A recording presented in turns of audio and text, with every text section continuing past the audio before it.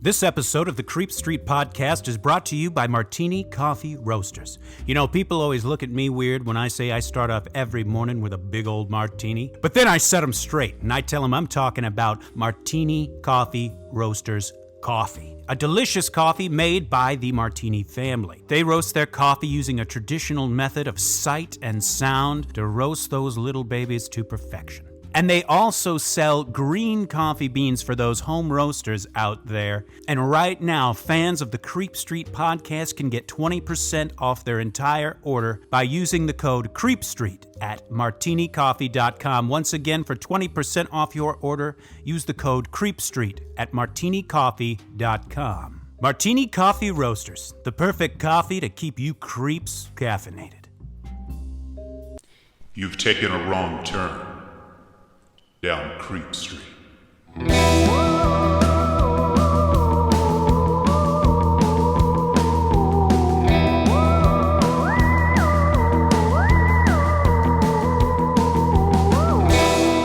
Citizens of the Milky Way, my name is Dylan Hackworth. This is Maureen Bogey. And you have landed smack dab in the middle of Creep Street. That is correct. Oh, we are visiting some family. We are out in the countryside, and it's a beautiful day. It is. We decided to record outdoors, so if you hear any nature ambience, I don't think the mics will pick it up, but if you do, you might. It's a little added treat. Yeah, a little bit of a little something for those ears of yours. Absolutely. Well, as always, please follow us on Facebook and Instagram at Creep Street Podcast, Twitter at Creep Street Pod. On our Facebook, we have a forum where daily we like to interact with our listeners, post articles, memes, funny stuff, scary stuff, whatever. And anyone can post on there, too. It's not just us. And anyone can post. That is absolutely right, Maureen. If you want to join that, just go to, it's a Facebook page called Citizens of the Milky Way, a Creep Street fan page. That's right. Anyone's welcome. Just click the Let Me In button, and one of us will let you in. We're also on TikTok. And, of course, if once a week is not enough for you, and let's face it, baby dolls, it's not. It's just not enough, and that's fine, because we have the solution. We absolutely do. You just walk your gorgeous butt on over to patreon.com/creepstreetpodcast, where you can get all sorts of delicious goodies. In fact, we have a special one-time shout-out. Oh, yes, we do. To a new patron member over in Ireland. That's right. Folks, give it up for the living nightmare, Laura Murray. Thank you so much for joining us, Laura. You are so welcome. You don't even effing know how welcome you are.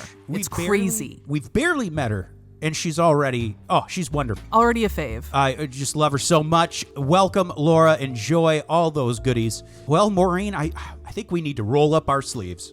You think so? Just thrust them into the placenta of this episode. Okay, gross, but I must say accurate as well. Absolutely, because we're going to give birth to a story today. Absolutely. As we know, last week, Mel's Hole to Hell, people went apeshit for that episode. Yes, and we're so happy you enjoyed it. I mean, what a weird episode, right? Weird, wacky, and you know what? I loved every damn second of it. We love the weird, we love the wacky, we love it when it's just bizarre, and that was one of those episodes that is just truly and utterly bizarre. Absolutely. And Maureen, she cooked us up something special for dinner. That's right. I'm cooking, I'm baking, I'm quaking. Yeah. I've got it all up in my kitchen. Maureen, what are you serving us today? Today I will be serving over a bed of lettuce. I will be serving you all The Haunting of the Stanley Hotel.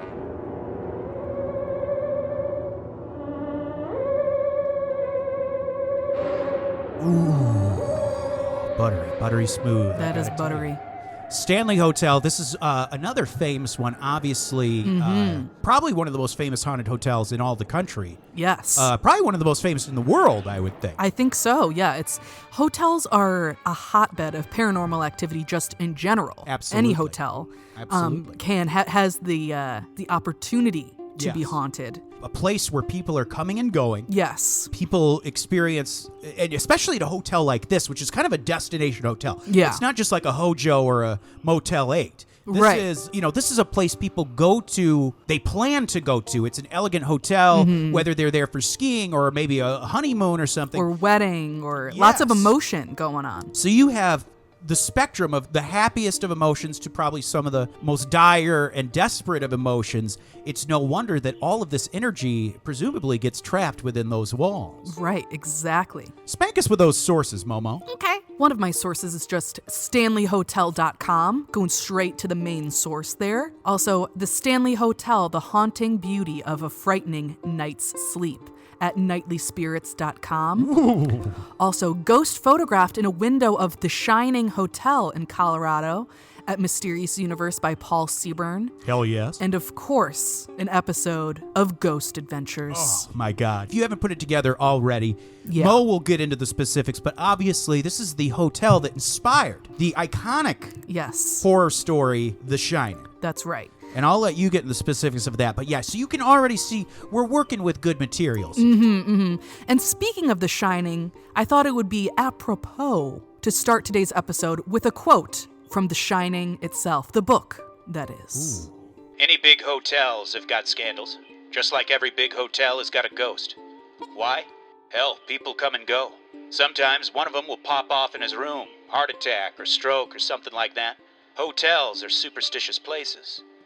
Stephen King, The Shining, 1977. Now, what I like about that is that Stephen King uses the term pop off. He's going to pop off. He's going to pop off. And in a way that we don't usually use the term pop off here on Creep Street. When we say someone's popping off, we mean someone's acting wild. Someone's wilding out. Someone is going rogue, flexing nuts, just going for it. And in this case, he means dying. So I think both work. So that's exciting stuff. Tomato, tomato. Yeah, exactly. So let's talk a little bit about the history of the Stanley Hotel itself. Bathe us in the crystal clear waters of the history of the Stanley Hotel. Always, always. And speaking of crystal clear waters, I absolutely love Colorado. Absolutely. A beautiful place. If you are from Colorado, big time shout out to ya. A beautiful place. Every time I've been, I've absolutely adored it, and I would love to go back. I've never been to Estes Park, which is where the Stanley Hotel is. Yeah. So I would love to go there specifically and stay at the Stanley Hotel. I'm sure we will at some point. It's just, we got to get our rears in gear. That's right. Absolutely. And get Gotta on plan over there. something. Put something on the books. Exactly. Maybe we could even do some sort of Creep Street event there. I don't know. That would be a blast. Because they do have like a stage area. They have live performances and stuff like that. I think the band Sister Hazel just did a show there. Oh, to say what it is I see in you. Wonder if. Okay. Don't want to get copyrighted. Yeah, we could sing the whole song. I could at least, but we won't. Freeland Oscar Stanley, aka F.O. Stanley, was an architect, inventor, and entrepreneur living in Massachusetts. Students used his Stanley practical drawing set, photographers used his photographic plates, and along with his twin brother, he created the Stanley Motor Carriage Company and the Stanley Steamer, which I'm sure we've all heard of before. Yes. It had a top speed of 127 miles per hour, making it the fastest vehicle on the planet at the time. Wow, I had no idea about that. Yeah. I knew about the car thing. I didn't realize that it was that impressive of a haul. When I hear Stanley Steamer, I usually think of, makes your carpet cleaner, aka the carpet cleaning company. Exactly. But it's not just that, it's also an old-timey car. Right. So in 1903, F.O. Stanley was given less than 6 months to live. Unfortunately, he was diagnosed with tuberculosis, which at the time was a very difficult illness to treat. Right. Really, at the time, your best bet was just to go somewhere with fresh air. Right. It was kind of the main treatment for it. So his doctor recommended that he go and get some fresh air, sunlight, get a healthy diet, and all that stuff. But he was like, you know what? I think you should go out there with your family or with your wife. But by the time the summer is over, you will have passed. Oh, wow. Basically. So they headed from Massachusetts all the way over to the Rocky Mountains. His doctor was so sure that he was going to die, that he wasn't going to make it through the year, that he said that he would arrive in Colorado in September to bring Stanley's body back for him.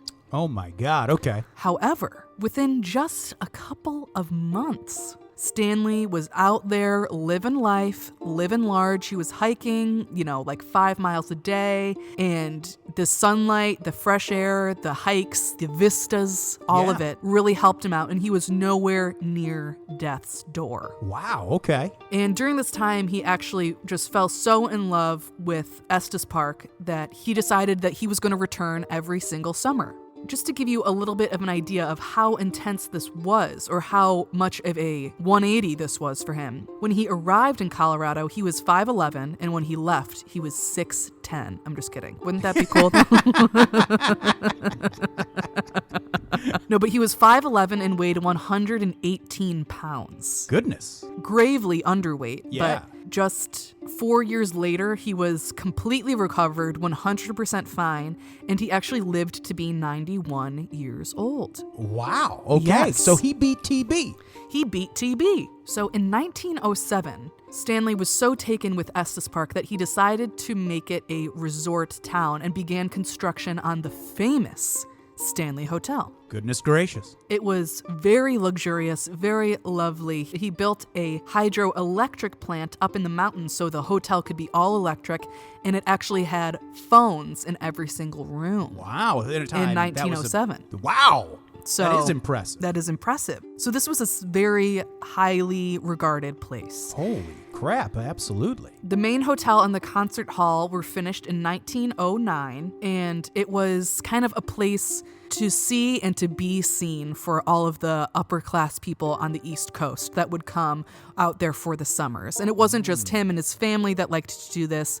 A lot of people joined him and had a great time.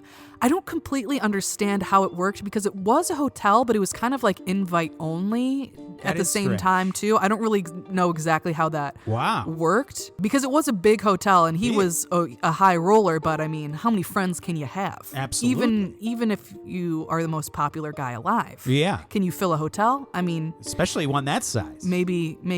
But by the time the 1970s rolled around, the Stanley Hotel had seen better days. By this time, the area was a little bit more developed. There were other options in the area for hotels and resorts and things like that. And the hotel, it didn't have heat or air conditioning at the time. So places nearby that had heat and air conditioning were a little bit more sought after. Okay. So the Stanley Hotel wasn't doing so great. Wow, okay. The phone thing it's only so much of a draw. Only so much of a draw for so long. By the time the 70s rolled around, people were like, okay, you got a phone, what else you got? How about some AC? Right. Which I understand. Right. I mean, I love air conditioning. Also, at this point, it already had the reputation for being haunted. Okay. Which at the time wasn't really a selling point at the time. Okay. It was a little bit more spooky scary, not spooky scary fun. Okay. So people weren't as into it. But then, in 1974, a certain guest came to the Stanley Hotel. Uh-oh. Trouble came rolling into town. Trouble came rolling in, and Trouble's name was Stephen King. Oh, boy.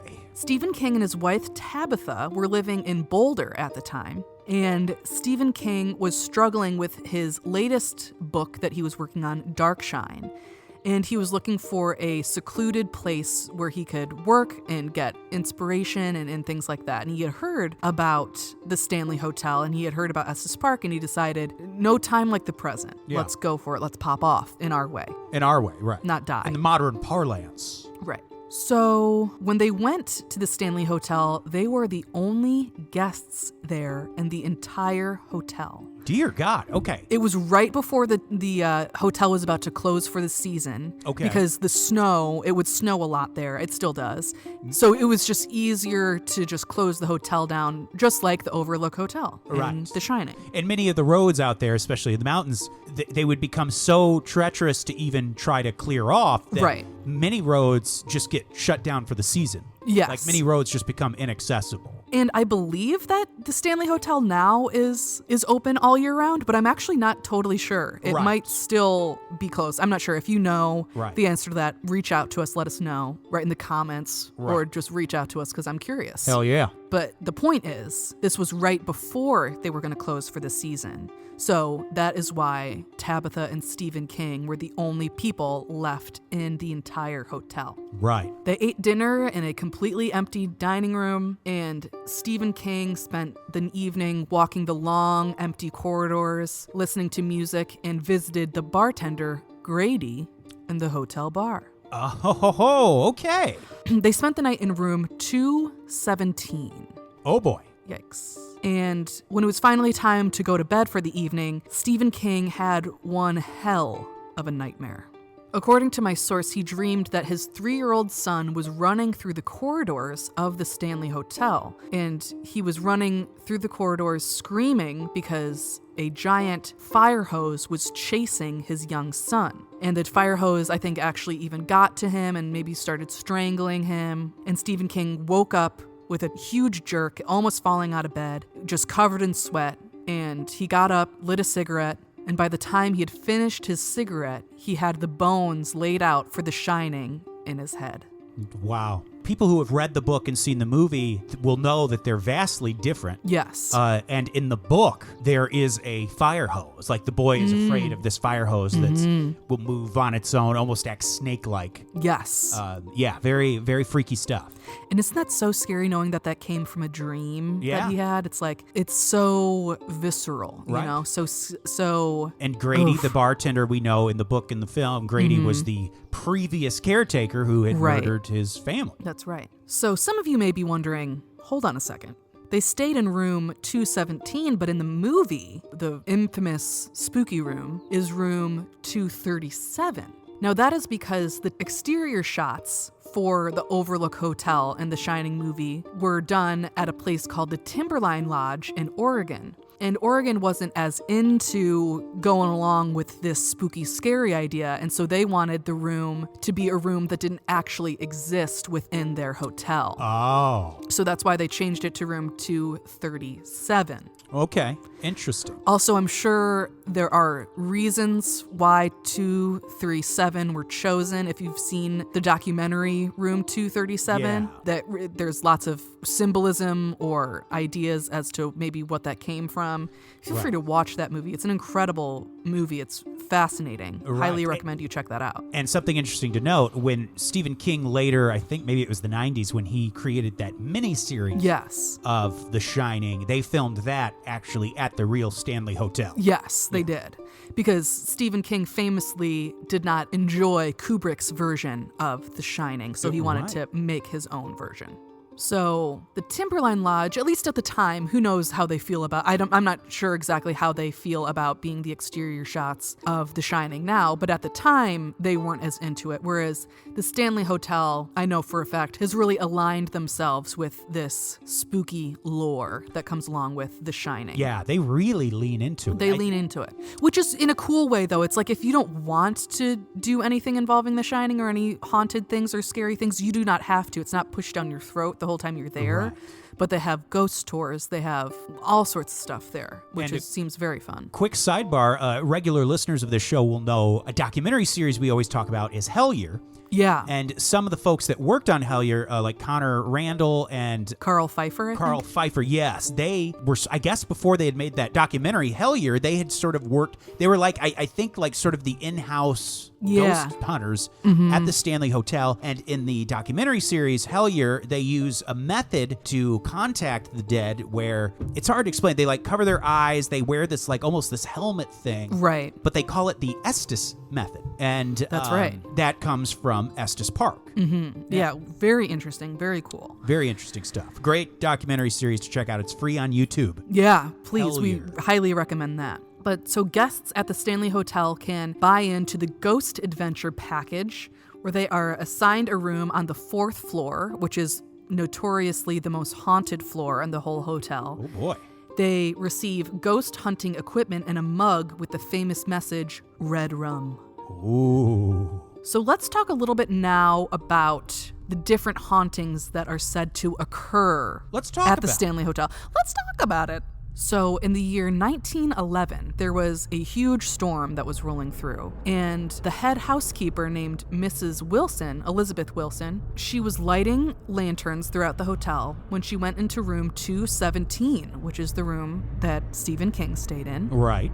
And when she walked in there was a huge explosion. There was like a gas leak or something like that was pouring in. Shout out to that goose, if you could just hear that goose. Oh, yeah. Anyway, there was a gas leak that was happening in the hotel, and it was especially intense or especially dangerous in room 217. She obviously didn't know this, and so when she walked in with a lit candle or a lit lantern, there was a huge explosion. Right. Mrs. Wilson was blasted through the floor and went down to the McGregor dining room below the room that she was in.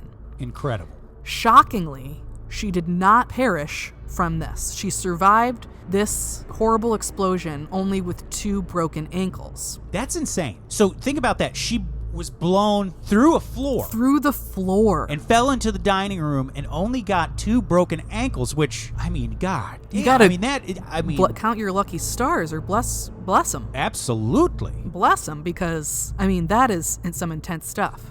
It is said, even though she survived this horrible accident, it is said that her spirit still haunts this room, which I think makes sense because I think she had an affinity for the place. She liked working at the Stanley. She liked the Stanley, so she had good memories there. And then also she had this extreme moment in her life, probably one of the most intense moments of her life. The most emotional, the most frightening moments of her life happened in this hotel and in that room. Right. Guests say that they have reported items being moved, luggage unpacked or packed, lights being turned on and off, a bath being drawn for them without them having to do anything or asking anyone to do this. And in fact, it is said that she's pretty old-fashioned, and she doesn't like it when unmarried guests come in and share the room. Oh, okay.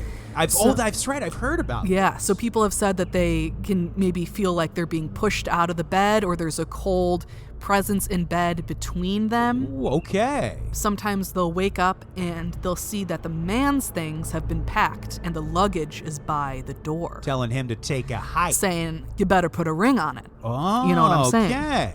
Now, Stephen King isn't the only famous person that has had a run-in in this room. Jim Carrey himself actually stayed in room 217 when he was at the Stanley Hotel filming the movie Dumb and Dumber. Shout out to a great movie. Hell yeah. But apparently he got so scared while staying in there, he ran out of the room halfway through the night, in the middle of the night, and said that he wouldn't stay there and requested a new room. That's right. We don't know exactly what he experienced there, but it was something that was very spooky, and I guess the film crew went in there as well and said that they got the creeps. Yeah, in the room I guess as well. Jim Carrey has never said what actually happened. Yes. In that room. But something happened that was scary enough that he wouldn't spend the rest of the night in that room. Wow.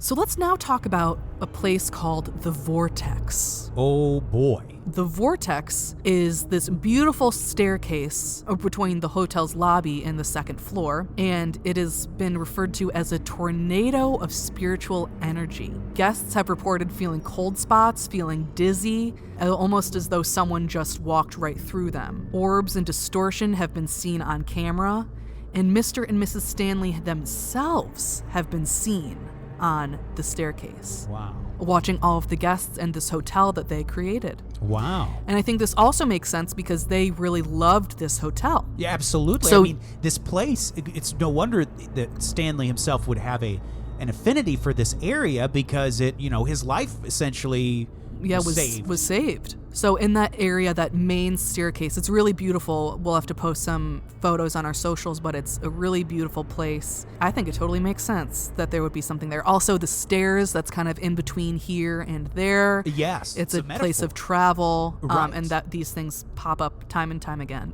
Now let's talk about the concert hall. Ah, yes. As we just said, the band Sister Hazel. Sister Hazel apparently just played there. I mean, amazing. Yeah. So the concert hall was built by the very man himself, F.O. Stanley, and it was a gift for his wife, Flora. The concert hall went under a extensive renovation in the year 2000, which we know also renovations are known to kind of bring up paranormal activity, especially hauntings. Yeah. And I guess this spot was a favorite of Flora Stanley's. She's been known to play the piano in there well into the night. Oh, boy. There's another ghost there, or spirit, whose name is Paul. And Paul, I guess, used to enforce the 11 p.m. curfew of the hotel. Oh, and was he like a security guard or something in his day? Or not a security guard, but just someone who... Right, because there was a curfew. The because rule guy. You gotta behave. And so I guess guests and employees say that they still can hear someone telling them, presumably Paul, to get out late at night. Ooh. I guess a construction worker there also said that he was nudged repeatedly while in the concert hall, and it didn't stop until he left the concert hall. So apparently Paul didn't want any work going on in the concert hall itself. Okay. Apparently Paul is a big fan of the tour groups and will often kind of do some parlor tricks upon request. He'll flicker lights and things like that when asked. Oh, wow. Yes. So like touring musicians and stuff that come? No, like go on the ghost tours. People on the ghost tours. Oh, I see what you mean. So on these tours of the hotel. Oh, Yes. okay. Now, let's talk about the ice house. Please. Because back in the day, even though they had phones in every room, you can't have it all, and they didn't have refrigerators. Absolutely. At the start. So they had an You outbuilding. can make a call, but you can't keep shit cold. I know, isn't that rough? Yeah. It's rough. So they had an outbuilding called the Ice House. And the Ice House is now remodeled into a museum, and it has some original Stanley steamer cars. Oh. But there have been a couple spirits that have shown up in photographs in the Ice House, including a kid named Billy, not Billy the kid, but literal kid named Billy, that shows up as blurry figures in photos. Yes. Okay. Now, there's also a pet cemetery, not the Stephen King novel Pet Cemetery. Right. But there is a pet cemetery there.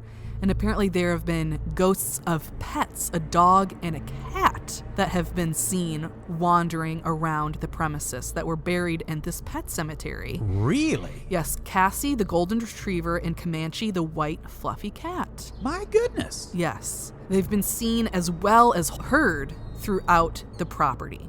Now, I think it's time that we talk about one of the most notoriously haunted places. Pop off, Queen. Okay, here we go. And that is the 4th floor.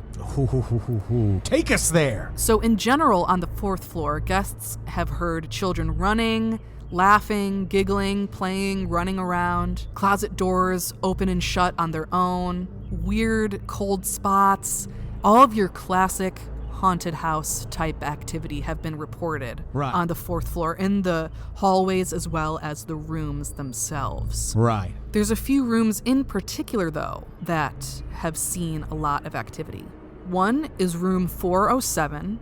I don't have a ton of information on room 407, but it is just a generally active room. Room 401 is said to be haunted by the original property manager, a man named Lord Dunraven. Lord Dunraven. His name pops up a lot in that Ghost Adventures Yes. episode. Yeah, highly recommend you watch that episode. It's actually a good one. It's fun. It's kind of interesting to hear what they have to say about it. But Lord Dunraven apparently hides in the closet. You can see him in the closet sometimes. The closet door opens and closes by itself. People have seen apparitions in there, like full body apparitions of this Lord Dunraven. Apparently it can be very, very frightening.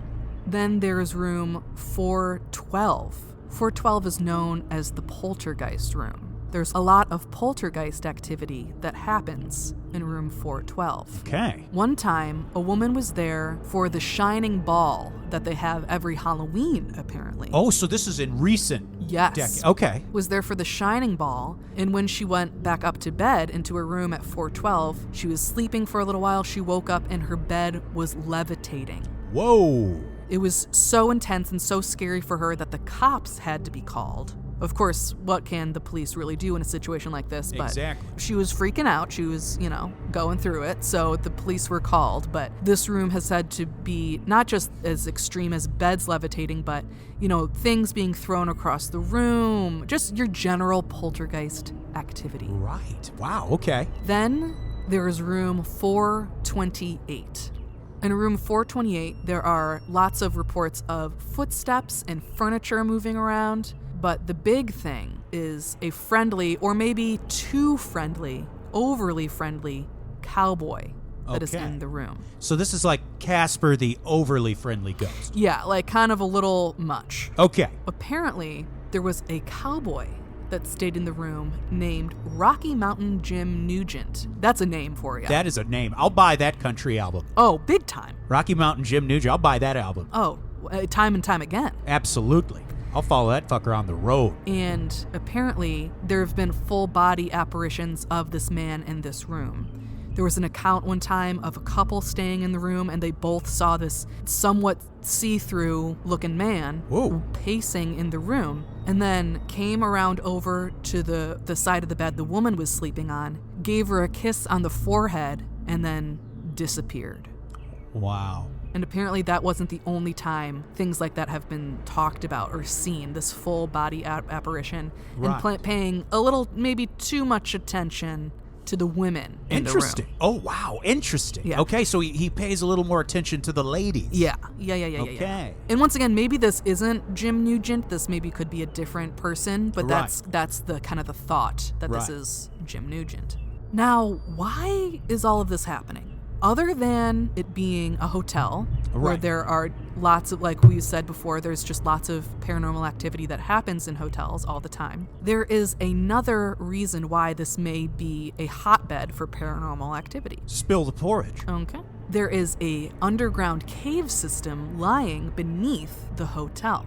The caves have a high concentration of limestone and quartz, which possibly could have something to do with the intense apparitions, energies, things like that you can see and feel. Much like water, some theorize that even rocks, especially certain kinds of rocks, quartz, limestone, that they can hold on to psychic impressions. Yes. And psychic events, things that happened that were of high emotion and whatnot, almost like a recorder, yeah. Apparently, current employees say that they can smell delicious food, like home-cooked baked goods down there for no reason. They think that maybe a pastry chef who worked at the Stanley when the hotel opened is to blame. There's also, That's a haunting I wouldn't mind, though. Oh, I wouldn't mind that at all. Could you imagine? Yeah, the terror of your place smelling like freshly baked pastry. Yeah, I mean, I'm not turning my nose up at it. Yeah. It also reminds me of in our Ghosts of the White House when it was one of the first ladies, I can't remember who it was, but one of them said that you can see her or smell fresh laundry that she had done, or lavender. Was that Adams? Was that Abigail Adams? Or maybe it was a Madison. Maybe. Remember, There's also a gray cat with bright green glowing eyes that has been seen down there. And this is different than the cat that was seen walking around from the pet cemetery. This is a different cat that people have seen down there. And people use these underground caves kind of as like tunnels to get around the hotel. Not guests. I mean, guests can go down there during tours, but the employees use it. So I think that this high concentration of limestone and quartz must have something to do with it. Absolutely. And there's a lot of water running underneath in the mountain. And so, it seems to sort of enhance and project a lot of this paranormal activity. Right, exactly. Fascinating. And I always get caught up on this apparent feud between Stephen King and Stanley Kubrick. Right. Obviously, they dive more into that in that documentary, Room 237. Excellent, strange documentary. Check it out. Something that I was interested, because I had known that, like, apparently there was this feud between them. Obviously, the movie is vastly different than the book. Both wonderful. Yeah. But just totally different. And I always wondered, like, how much of that is just legend, just like Hollywood legend or something. But then when we were there's this interesting moment, because I think in the book, the family drives, it's either a red or a yellow Volkswagen Beetle. I think it's red. And in the movie they don't. It's like a totally different kind of car. Oh, right, yes. I think. I can't remember. It's been a bit. But there's the scene in the movie where when Scatman Crothers is the actor who plays him, the cook, when the cook goes back and he's driving through the snow and he's got the chains on the car and stuff, he's driving through the snow, he passes by an accident where a semi-truck turned over and crushed a red Volkswagen Beetle. Yeah. And then that's when it hit me like, oh, that was clearly a shot, because that to make that shot clearly costs a lot of fucking money. Right. So it had to be a deliberate choice. Right. And I think it was red. Maybe it was blue. Something like that. But yeah, it was clearly almost like, was that a dig at, like, essentially crushing Stephen King's version of the And I think it was. And there's a lot of fun conspiracy stuff, like, we've all heard that, and we'll do the moon landing conspiracies and stuff like that. How one of the theories is that Stanley Kubrick filmed the moon landing on a lot. Right. And there's interesting stuff. There's a scene where Danny's wearing an Apollo shirt with like a rocket on it, and people are like, oh, well, is he confessing subliminally? Right. Fun stuff. Very fun stuff. Very interesting. Very fun. Maureen, thank you so much. Oh my gosh, of course. For that incredible episode. Folks, let us know, would you stay at the Stanley Hotel? Have you stayed at the Stanley Hotel? Do you know anyone that stayed at the Stanley Hotel? Let us know. We would love to hear about it. Feel free to write in the comments, write on any of our social medias, or you can email us at creepstreetpodcast@gmail.com. Absolutely. And I'll tell you, I'm going to name off some folks I wouldn't mind sharing a room with at the old Stanley Hotel. Oh, yeah. Of course, the Dream James Watkins, the Finnish Face Via Lungfus, the Madman Marcus Hall, the Vivacious Vicky McHugh, the Tenacious Teresa Hackworth, the Heartbreak Kid Chris Hackworth, the oh-so-suave Sean Richardson, the British Bone Breaker Bex Martin, the notorious Nicholas Barker, the terrifying Taylor Lashmet, the Count of Cool Cameron Corliss, the Archduke of Attitude Adam Archer, the sinister Sam Kiker, the Nightmare of New Zealand Noeline Vivilli, the loathsome Johnny Love, the carnivorous Kevin Bogey, the killer stud Carl Staub, the fire starter Heather Carter, the conqueror Christopher Damian Damaris, the awfully awesome Annie, the murderous Maggie Leach, the Sir of Sexy Sam Hackworth, the evil Elizabeth Riley, Lauren Hellfire Hernandez Lopez, the maniacal Laura Maynard, and the vicious Karen Van Vuren. Oh. Wow, Dylan, listing those names gets me all fired up. I get tingly. Ready to go, and I just absolutely adore it. Thank you for reading off those names in such a fierce and touching way. Of course. And, of course, welcome to Laura Murray. Welcome to the Patreon again. Of course, please like, rate, subscribe. Hit us with a 5 stars, whether it's on Spotify, the iTunes, Apple Podcast, whatever you listen on. Hit us with 5 stars. You could not believe how much it helps us. It really does. It puts a spring in our gosh darn steps. It really does. And of course, go to patreon.com/CreepStreetPodcast if you would like to join that hearty list of patrons. And of course, evangelize the good name of Creep Street. Please. Tell your friends, tell your family, post about us, do whatever you gotta do, or whatever you feel like doing, and we really appreciate it. Also, we are starting to gather stories for our listener stories episode. Yes. That we do twice a year. This year we're gonna do it. It's coming up quick that we're gonna do it because we do it once in the summer, once in the winter time. So please, we want to hear your personal stories. If you have seen a ghost, if someone in your family has seen a ghost, do you have a weird true crime story that happened in your town? Right. It doesn't even have to be like a ghost story. If you saw a UFO, it doesn't matter. Just anything creepy. Yeah. Is there a weird urban legend in your town? Absolutely. That's great too. Anything, please. We are happy to share them and we can't wait to do it. Yeah. So please tell us those stories. You can feel free to reach out to us on any of our socials as well as our email address, which once again is creepstreetpodcast@gmail.com. Citizens of the Milky Way, my name is Dylan Hackworth. I'm Maureen Bogey. Good night and goodbye. Goodbye.